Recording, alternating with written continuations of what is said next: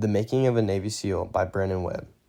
This book takes us on an incredible journey through the life of a man who endured rigorous training, faced unimaginable challenges, and ultimately became one of the most elite warriors in the world.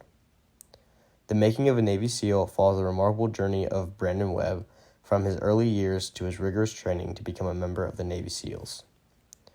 His story begins with his childhood, where he developed a passion for adventure and a desire to serve his country.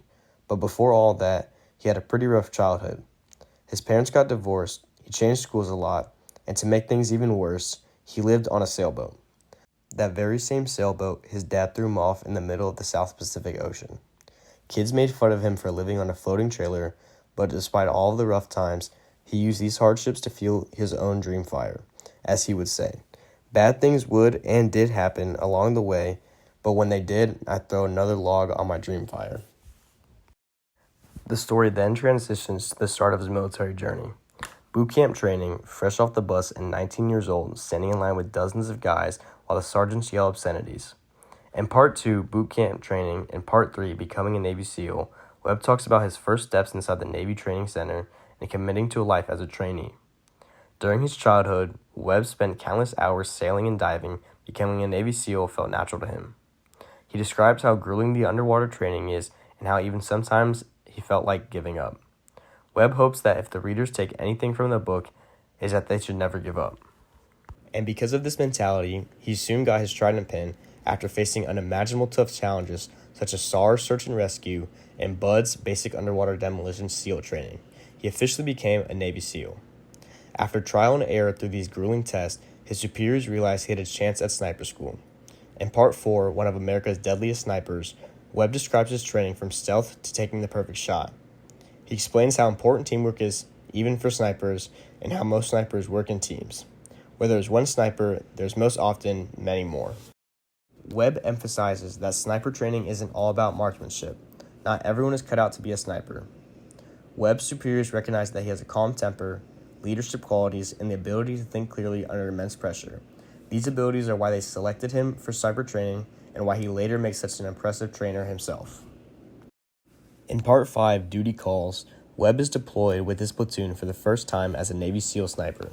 About 11 months before 9/11, he was off the coast of Yemen, ordered to protect the USS Cole, which had been attacked by two suicide bombers that rammed into the ship, killing 17 sailors and injuring 39 others out of nearly 300 people. He was stationed on the bridge of the ship, where he and his team set up security posts that enclosed 500-meter radius to watch for anything or anyone that breached the perimeter. Their task was to protect both the ship and the rest of the crew, while repair efforts were underway to ensure the ship did not sink. He talked to a few survivors to try and figure out what happened and how. He was appalled to hear of the non-existent security measures that weren't put in place to protect this billion-dollar ship.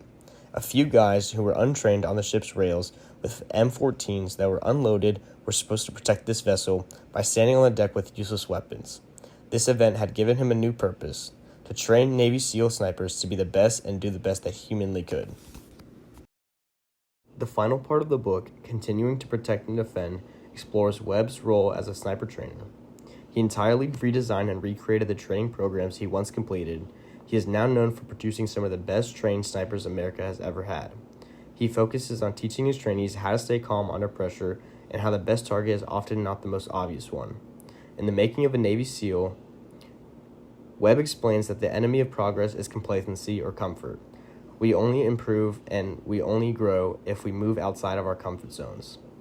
Just as the best snipers are never complacent, the most successful people aren't afraid to fail. What is important is that we try, even if we fail. Webb hopes that this message is at least the one takeaway from this book, if not anything else. Thank you.